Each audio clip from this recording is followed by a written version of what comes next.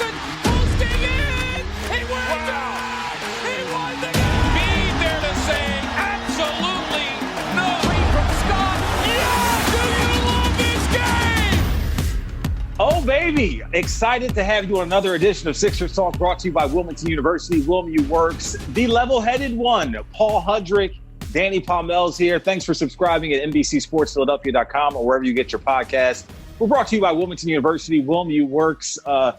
Hey, man, we're not going to waste your time because we have a ton of gems to get to. I haven't let Paul say anything yet, but we have a ton of gems to get to. With it's fine, Danny. I don't have to say anything. Jumaine Jones is joining the podcast, and he just gave us all the candid inside info, just open and willing to talk to us.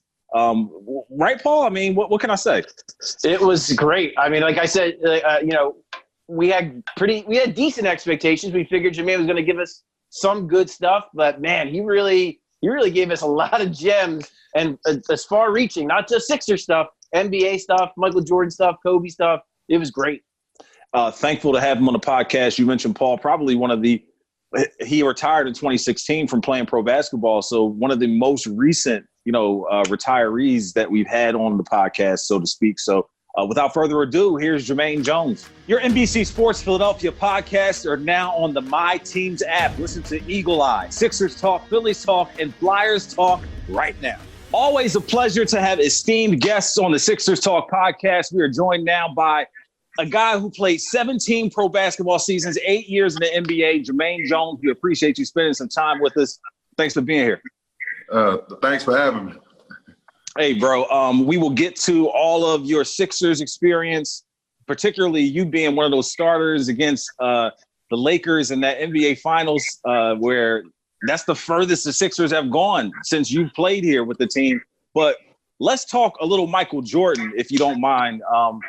The Last Dance is the big thing. We know that you did spend some time with the Charlotte Bobcats, where Mike eventually became, part owner and owner of the franchise. What were your interactions like when you saw Michael, particularly after playing against him in the NBA and then seeing him as an executive? My only interaction with Michael was when I was playing in Cleveland. It's a funny story, man. I was in Cleveland and it was his last time coming to Cleveland, so I brought all of my Michael Jordan stuff to the arena with me because I was going to have him sign it all. But I had never spoken to Michael before. So I was kind of nervous. So I sent the ball boys down after the game. It was like, well, can you have Michael Jordan sign all of this stuff for me? How much stuff was it? I had like 2 pair of Jordans, like three Michael Jordan Chicago Bulls jerseys, and I had 2 nice jerseys. Woo. So I sent them down there, and they came back with all of my stuff, and it wasn't signed. So I was like, I'm like, what happened? He was like, well, Mike said that if you want your stuff signed, that you have to come down there and get it signed. So now I'm really nervous, because this is Michael Jordan, So, right. So I go down there and Mike, soaking his feet in ice, and I was like, what's up, Mike? And nervously, I was so nervous to talk to Mike, man, because, this is the guy that I've been looking up to for years, and I actually get an opportunity, and it's just me and him. So I was like, can you sign this for me? He was like, yeah. He's like, yeah, I'm going to sign it for you. He's like, I don't like to sign stuff for people because, normally it's not for the people that they're saying it's for. So I just wanted to make sure that it was you. And I was like, yeah, it was me. So we end up sitting there talking for about an hour and a half about the game and talking about hoop. I was actually asking him about the 72-10 team and, how they approach the games and stuff like that, man. And he was like, let's go hang out and have some drinks.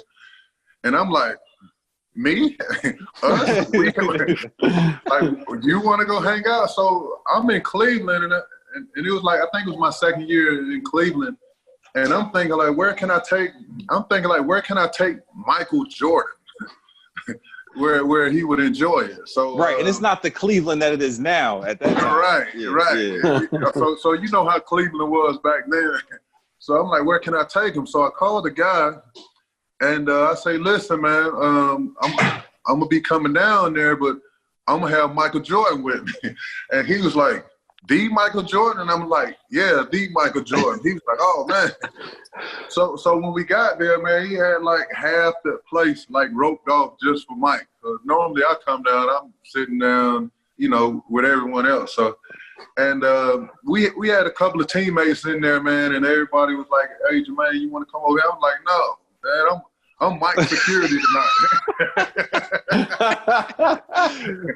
Like, no. I'm Mike's security tonight. And then, you know, I asked him what did he want to drink, and he was like Corona, and I was so surprised because I drank Corona, and I'm like, oh, man, Mike drinks Corona. Like, I was so excited because he drank Corona and I drank Corona. I was like a kid in the candy store, man. So that was my experience that I had with Mike, and we ended up talking there for about two hours, man, and I had so many questions for him that I needed answers to. So that was my Michael Jordan story that I had to hang out with him for a little bit.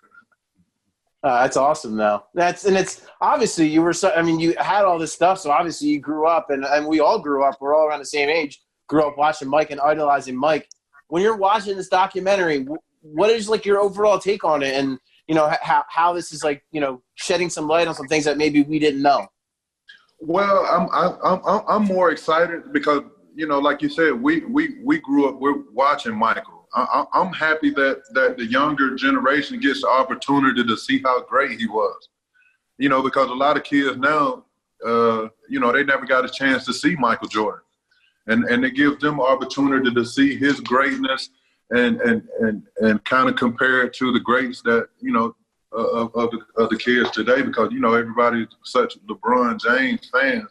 And to me, you know, I'm a big fan, like one of the biggest LeBron James fans there can ever be. But I don't think nobody can ever surpass Michael Jordan.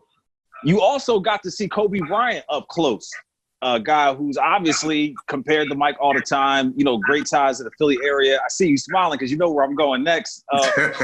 What did you think about the comparison between those two guys? And for me, like, you know, we had Larry Brown on the podcast. We had PJ Carlissimo, you know, Jim Lynam. But I think for me, the thing that continues to stick out is just how much they mimic each other. Kobe, obviously, like the gum chewing, the way he walks. Don't forget about the on-the-court play with the fadeaway and the dunks and layups and stuff. But did you feel like there was such a big similarity between the two? Were you looking at Kobe like, man, this guy's like almost a spitting image? Well, I mean, to me, I mean, maybe I'm biased because I played with Kobe. But, I mean, I don't think nobody – I think he's the closest thing than a Michael Jordan. I mean, that's just my opinion. And you know, I was able to you know, to be able to play him for a season. So I really got to experience a lot going on with him. And just to see how much work he put into the game, man, it was, to me, it was just, I honestly see how much he worked, man. And I honestly was looking at him like, man, I don't know if I want to be that good. Because that's how hard Kobe worked. And that was one of the questions that I had for him, because to be honest, man, I was that person that I didn't like the fact that he mimicked Michael Jordan, because that's how big a Michael Jordan fan I was. I didn't like the fact that he was trying to be Jordan. So that was one of the questions I asked when I was playing with him. I was like, Kobe, like, what do you think about people that think you're trying to be like Mike? And his answer was like, he was like, I don't really have an issue with that. But my question to them is like, why not? He's like the greatest player to ever play the game. And that's when he put things in perspective for me. Like, that's a great question. Like, why not? Why not try to be like the greatest player ever played the game? And that's the way he approached the game, to try to be the best player to ever play the game. I remember the article that Sports Illustrated made with Kobe when they had Kobe is better than Jordan. I don't know if you remember that article that Sports Illustrated had. Yeah, I remember that comparison. When I was playing, they specifically said the Kobe is better, huh? I remember that one. I think it was like a question. I think it was. Oh, it kind of implied it. Okay. Right. Kobe had this article blown up in his locker when it's saying Kobe is better than Jordan. And his attitude was like every day that he came in, like he told me he studied everything it was about Michael Jordan, even his interviews. and you can tell. Right. Like if you ever watch any of his interviews, and it was so scary one time I hung out with him, he even hung out like Mike. He said he hung out like That's too funny. That means he was drinking Corona then. Right, exactly. There we go. Okay. And I'm sure Kobe knew that. Kobe knew that that Michael was drinking Corona, so he had to do the same thing. But we talk about all this greatness. Michael Jordan, Kobe Bryant, LeBron. You got the opportunity to see so many of these guys up close. And the one we absolutely have to talk about, of course, because this is the Sixers Talk podcast, is Allen Iverson. And my partner Noah Levick talked to you for an article he wrote, and one of the stories I cracked up at when I read the quote was when you first got here, and let's play this out. Your resume was no joke. Where you're coming from in college, and you were a scorer in college. You get to Philly, and this is Allen Iverson's team, and he told a story about when you first talked to Larry Brown about your role, and I would love to hear that story again. Oh, it was funny, man, because that's when I learned about playing your role and finding your role. Like you said, I came from leading the SEC in scoring. I'm thinking the Sixers drafted me to try to help Allen Iverson score.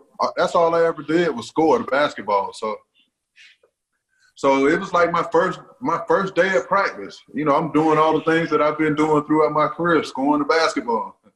And Larry Brown calls me over to the side, and he was like, listen here, young fella.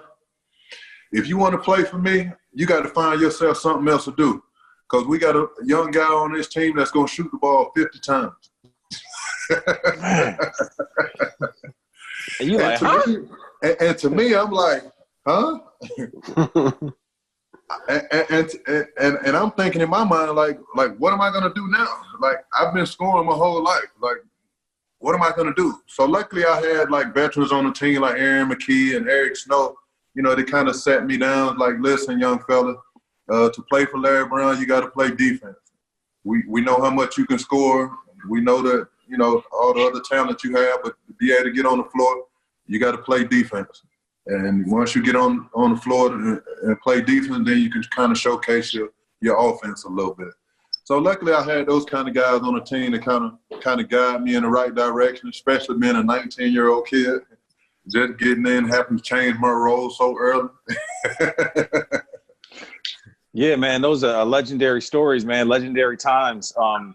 Also in that article, you talked about how much work you were putting in after the season, thinking that, you guys were going to get back and, whatnot. And you kind of went on a journey from there. But I'm curious, when you've seen, Kobe work years later, you saw Allen Iverson's work ethic. Larry Brown made a comment to us on the podcast that he felt like Allen never gave himself a chance to be as good as Michael or Kobe because he didn't have the same work ethic. Would you agree with that, or how did you feel about the time of work he put in?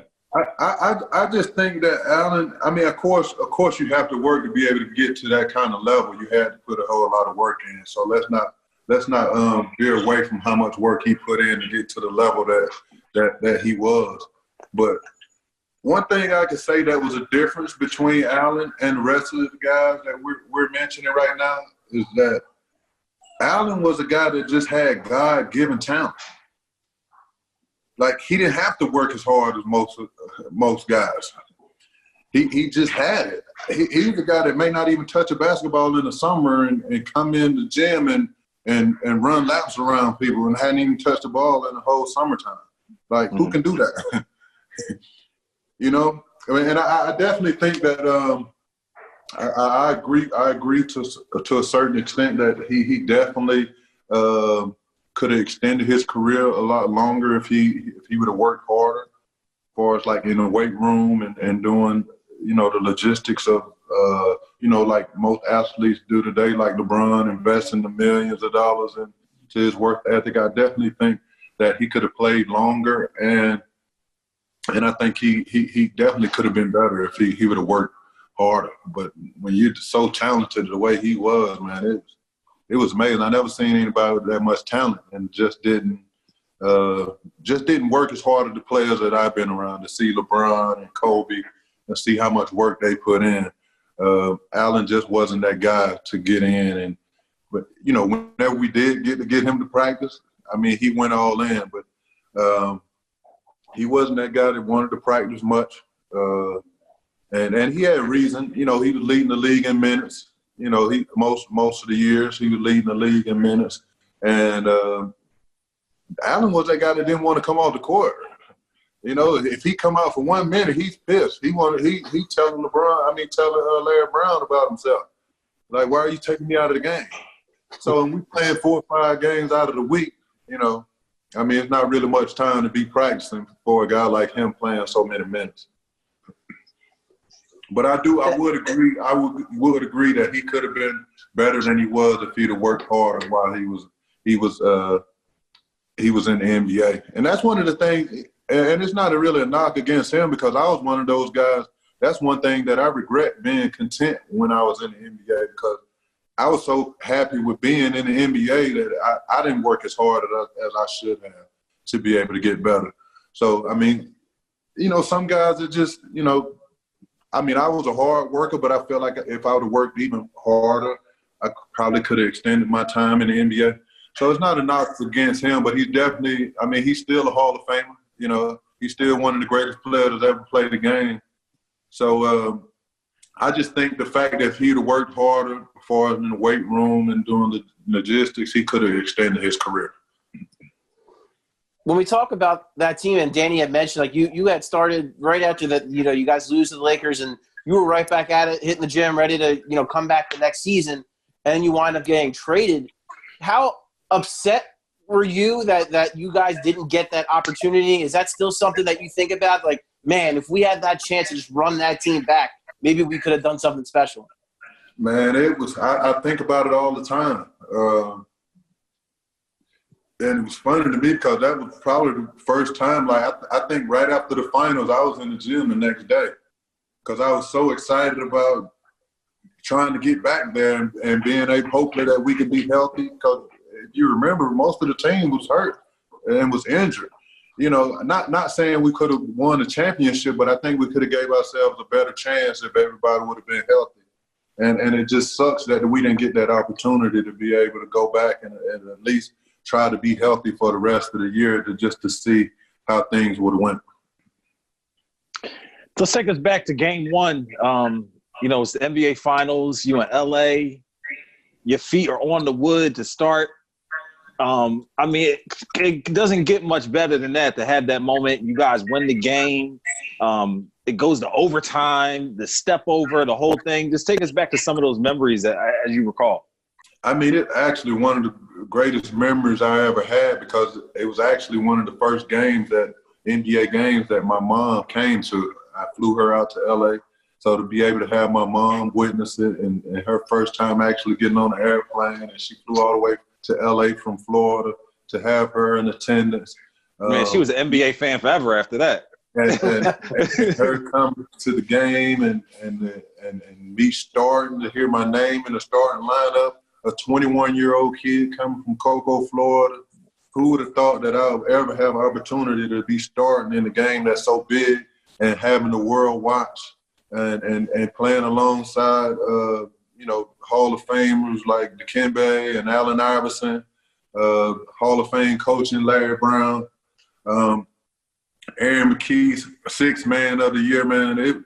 That's probably one of the best experiences I ever had in basketball, to be able to have that opportunity and playing against Kobe and Shaq, to be able to play against that kind of level of talent, man. That was a great experience, man. And I tell people all the time that it was so hard playing with Allen Iverson because a lot of times you kind of sit around and watch a little bit because he's so talented, So, once he get in a role, me playing with him for 2 years, man, I knew, like, okay, if he hit his first 2 shots, somebody in trouble tonight. Like those are kind of things that you knew playing night in and night out with him. So to go out and see the performance that he put in, and if you remember, the Lakers swept everybody in the West that year. And for us to go over game 1 And we went to Game 7 in every series. Nobody gave us a chance to win a game against the Lakers, and to be able to go over there and get Game 1 in LA against Shaq and Kobe in their prime, it's probably one of the best experiences I've had in my NBA career. What do you remember about like the step over shot, like when AI hits that and then he steps over Tyronn Lue? What was it like in the just like with the team, and what were you thinking when that was going on? Anytime I see Tyronn Lue, I ran into him maybe like a year and a half ago in Las Vegas, because he lives in Vegas. Every time I see him, I think of Allen Iverson walking over him. Like it's hard to look at him. It's hard to see him in the straight face. As soon as I see him, I just start laughing. And he's like, man, I already know what you're thinking. Bro, that is legendary. It's hard not to think about it, man. But I know that Tyronn Lue, he was one of those aggressive defensive players, man. And Allen always was saying during that series, like, man, all he doing is fouling. That's all he doing is fouling. So for him to be able to hit that shot and be able to walk over him like that, man, that was a big deal. That was a pretty big deal to see him do that, because he was the fact that Tyronn Lue was very aggressive, and he felt like he was fouling him most of the time. So it was good to see that. Hey, Jumaine, I think the thing for me, man, is just the fact that also Ty Lue had the cornrows just like AI had. So it kind of felt like he was like mimicking him a little bit. You know what I mean? So then he just stepped over. Well, he actually tells a story about cornrows because he looked up to Allen Iverson. He was an Allen Iverson fan. So that was a pretty big deal. And it's funny because you see T-shirts and stuff like that all the time with Allen Iverson walking over him. I own one. I own one of those T-shirts. And people know Tyronn Lue. He's famously known just for that. Right. Oh, that and the F up some commas during the parade when he's singing the Future song during the parade, like and he's throwing the money sign up. I think that's the other thing. That's like a meme, man. But Jumaine, like you look at the basketball journey you've been on, I'm curious, like, you know, each of these individual guys like Kobe, LeBron, Mike, you know, AI, where was the moment where you saw like you mentioned Kobe and having a moment where you're like, man, I don't know if I want to be that good as hard as he's working. Where was the moment where you saw one of those guys like do something that you just thought was just like just blew your mind a little bit? I mean, I've had experience with guys with Allen, Kobe, and also I've had moments with LeBron, because a lot of people don't know this, but when I was playing with Cleveland, LeBron was actually practicing with us while he was in high school. If you remember, the organization got fined like $500,000 or something when they was finding out. So I got the experience LeBron earlier than everybody else when people was asking questions if he was ready or not. Wow, okay. I already knew the answer. So he was pulling up to the practice facility in that Hummer. He was pulling up to the practice facility, man, and I'm like, man, he's definitely ready. So to be able to get that experience and see the things that he was doing as a high school kid and playing against professionals as we were at that time was amazing to see, especially somebody coming straight out of high school. And I have so much respect for him, being the fact that he had so much on his head coming out of high school and be able to stay humble and be able to stay a course and do the things and accomplish the things that he had, man. That was one of the things that amazed me so much about LeBron, for him to be able to do that and be under all the scrutiny and probably one of the biggest names to ever come out of high school and have so much pressure on him to be successful, and him to be able to stay focused and accomplish and be everything that everybody expected him to be, man. That was a lot on him. And to see Allen and Kobe night in and night out, man, and they're totally two different animals. But I tell you, man, to be able to witness those two guys in action, and I was talking to Lou Will, I think it was maybe like 3-4 weeks ago, we was talking and I was telling him, I said, man, it's funny that you got a chance to play with Allen Iverson and Kobe too. And he was like, yeah, man, but you got to play with them in their prime. And I never thought about that. I was like, yeah, I did get to see him. And he was like, I wish I could have played with them in their prime where I could be able to watch that night in and night out like you did. And I was like, yeah, that's definitely something special to be able to see both of them night in and night out and the things that they were doing. You and Kobe had to play one-on-one. Tell the truth. It's funny, man, because I was that guy that used to come in and practice. I used to come in and practice like an hour and a half early. And when I'm coming in an hour and a half early, Kobe's already in the gym, drenched in sweat.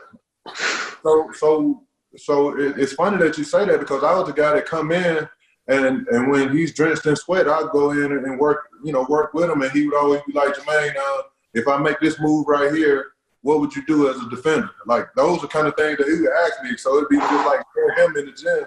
He was like a perfectionist. And I was like, well, if I was defending that, I'll do that. And he was like, yeah, that's exactly what I expect. So then I'll counter with this. So he was like a perfectionist, man, when it came to his craft, man. And I never seen anybody work like Kobe, to be honest. Nowhere near. No player I've ever seen work as not even close as hard as Kobe worked. But no one-on-one's incredible. And the Kobe that you see in the games, that's the Kobe that you was going to see at practice. He was that guy, and he would let you know. He was like, yeah, I'm going to play just like this at practice, but I don't want y'all to think that y'all don't get a chance to shoot anytime in the game either. I'm ready to go.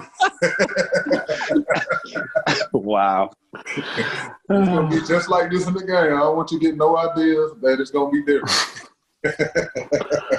So, going back to your time in Cleveland, and Danny knows this is a little bit of a selfish question for me because when I was in high school, I got to go up against a guy named Dajuan Wagner, who was incredible, maybe the best player ever to come out of South Jersey, other than maybe his dad. Right. So you were with him in Cleveland, and obviously, he had the health issues that derailed his career. What was your time like with Dajuan, and how good do you think he could have been if he would have stayed healthy? Well, if you remember, man, me and Allen Iverson used to go to all the Dajuan Wagner's games while we was in Philly. So we got to experience a lot and knew Wagner, while we were playing with the Sixers, and got familiar with him then. But we was actually at the game. He scored 100 points. Man, and, wasn't my school. I can proudly say that. He didn't do it against my school, but yeah. Yeah, we was actually at that game, and Wagner definitely probably one of the most talented. I was really, really upset about the fact that he couldn't get healthy because I was definitely curious to see how great he would have been in the NBA. Because anytime that he was healthy, he looked like an Allen Iverson to me. Like he was unstoppable. Nobody could guard him. Night in and night out, very humble kid, worked hard. He was a physical specimen. He was very strong to be his size. I really wish that we could have got an opportunity to see, what level he could have performed at if he would have been healthy. Jumaine, looking back on your career, you had so much success with the Sixers early on, and were really anticipating that kind of like being the story of your career, just like so many guys are. Do you feel like you wish some of those things had come later in your career rather than so early with the Sixers, as far as the success of going to the finals and whatnot? Man, I tell you what, man, I wouldn't change anything about what happened because it's rare that anybody get the experience going to the finals. Period, right. I mean, some guys went their whole career and all-stars and everything. I mean, look at guys like Sharif Abdul-Rahim, probably one of the top players ever played, never reached the finals. So to be able to get an opportunity to play in the finals and be able to be a significant part of that happening, I wouldn't change that. But what it did to me was like make me hungry to get back there, Mm-hmm.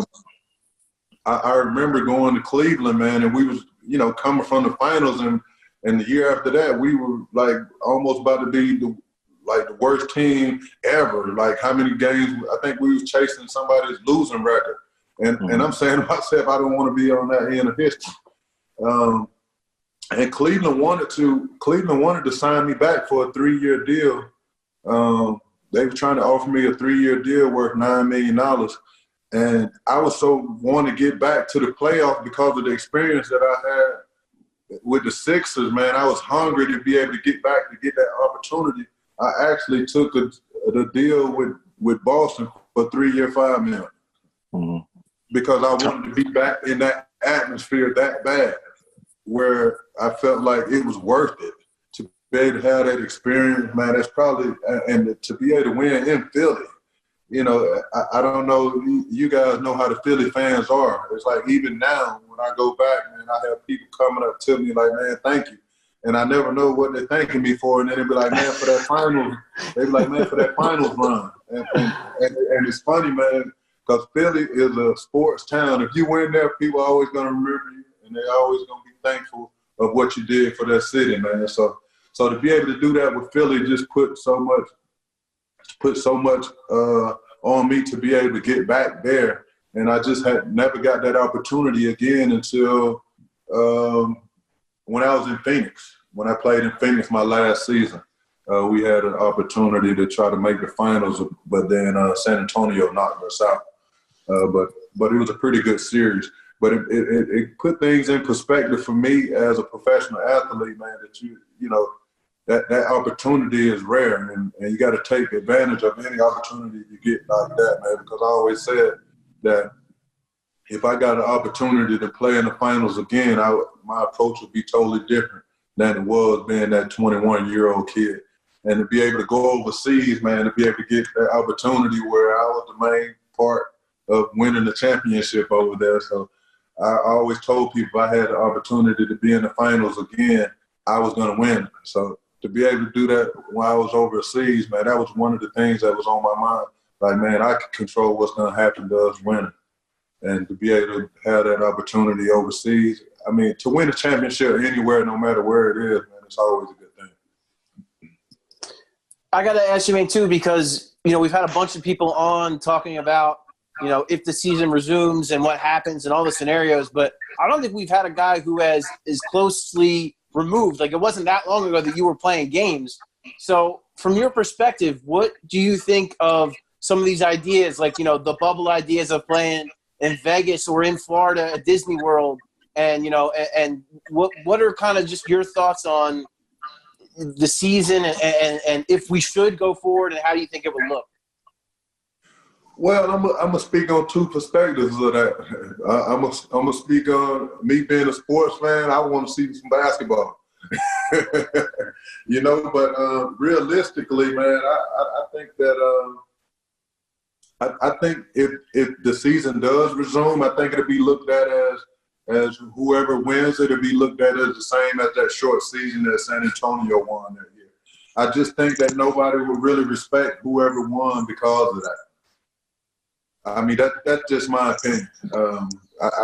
You know, a lot of people talked about San Antonio. That's not a real championship because of that short season. I think whoever wins, if it does resume, I think it'll be looked at in a similar fashion.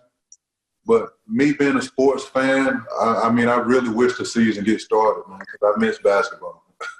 If it happens and if it goes down the way it's been reported, these guys are going to have to spend like a couple months away from their families in a bubble. Probably, most likely. That's probably the deal. Do you think, like, in your mind, is that worth it to get closure on the season, to crown a champion, just that so you guys know who at least – even though it's – yeah. Me speaking it from a player's standpoint, let's get this season done. You know, coming from a player, I mean, players work hard to win a championship. You know, every year in, year out, players are coming in, they're working hard all summer to be able to try to win something. So coming in as a player, I'm pretty sure every player that's on every roster wants to suit up and be able to compete for that championship. Jumaine, bro, thank you very much for dropping all those gems on us. We appreciate your time. All right, man. Thanks for having me. Thank you, Jumaine. We appreciate it, man. Wilmington University extends its deepest appreciation to the brave individuals who are working tirelessly on the front lines to protect, serve, and care for us during this unprecedented time. Thank you. Wilm U stands with you. Paul, man, I don't know, bro. I mean, that was what we anticipated in a certain extent, but also not what we anticipated either, because he had stories galore. And that Jordan story, it was great because we weren't sure if his time had intersected with Michael when he played for Charlotte. Turns out it didn't, but then he gives us an even better story about Michael Jordan inviting him out, like going out for drinks with Michael Jordan. Like, that's incredible. I think I would have been intimidated too. I'd have been like, are you kidding me? Sitting the ball boys down. That was great. The legend of Kobe Bryant, man. Dude, he said that Kobe's work ethic made him question whether or not he wanted to be that good. Are you serious? Like, this is a dude, I mean, you know, a lot of accolades coming out of college. You know, he ends up on the Lakers. You know, he knows what it's like to play at that level, but Kobe's level was a level some NBA players didn't even want to reach, bro. And that was amazing, too. Just like the idea that he was coming in an hour and a half early. Kobe was already in there soaking wet. And then Kobe's picking his brain, like, if I do this, what are you going to do? And, like, taking all that in. And, like, you wonder over the years, like, how many different guys Kobe did that with. And how, like, he probably gleaned so much from all that. And it's just incredible. Like, yeah, when you put it all together, like, my mind is kind of racing. My mind is racing right now. I know. Like, so many guys are God-gifted with talent, but then you put that on top of it, and that's what separates some of these guys. It's incredible. And you got quotes from Kobe saying that Allen Iverson helped him raise his game to another level, and AI wasn't even practicing or even coming in. Right. Like, he's going the whole offseason and running laps around dudes when the training camp starts. It's just greatness is greatness, bro. You know it when you see it, right? Like, whoa. Absolutely. One thing though, before I ask about what you working on, he didn't want to say anything about the one-on-ones. I tried to pin him down. Did he avoid that? Listen, man, what do you get? He's still on, man. I mean, what are you gonna? It's Kobe Bryant. Like, of course, like, with all due respect to Jumaine. I mean, come on. Like, right. What is he gonna do? He's not gonna tell on himself. Like, come on. Hey, World Be Free admitted it. I guess he's an older man with less of an ego. I was gonna say World Be Free, and World Be Free was also retired when he took right. It was a little different. Oh man, great conversation, bro. Great conversation. Hey, that's the cathartic. Like, it was an escape, man. You know what I'm saying? Like, it was an escape. I was taken back to. I could see the dimly lit gym and the two of them in there. Pictured all of it. Yep, absolutely. But, I pictured him in the bar with Michael Jordan sipping on Coronas. It's great. I saw cigars. I saw, like 16 empty tables around them. I saw the whole thing. It's just awesome, man. But go ahead, Paul. What do you got? What are you working on the website? A lot of great pieces up on the web. Yeah, so we're continuing to do the draft stuff, as many profiles as we can, looking at as many guys. Over the weekend, we got some interesting stuff. So I'm going to look at the 5 worst trades in Sixers history. I'm pretty sure I have my list narrowed down, and I'm gonna have that ready for you, but we'll see. And then also Noah Levick has the 10 strangest Sixers moments in the last 10 years. Because let's be real, there's been a lot of strange moments. So he's got a nice list. And so those are the couple things. Are these on the court moments or just moments in general? Moments in general. So okay. There's a lot of on and off the court. So. You know what comes to mind immediately is the Russell Westbrook thing with the dude, the double bird. That's a great one. That's not even on the list, Dave. That's how weird it's been. That's not even on the list. Thank you. That is so weird. Like, it was like the first 3 minutes of the game. It was so early. It was great, but great. But that's and little stuff, like we were talking about it, and like he showed me his list. I'm not going to spoil anything, but good. I had mentioned Jahlil Okafor getting traded, or getting traded, I should say, in quotes, shaking everybody's hand, and then he's still on the team. Still like, on the stuff team. like that, like, and that didn't even make the list. That's how weird it's been.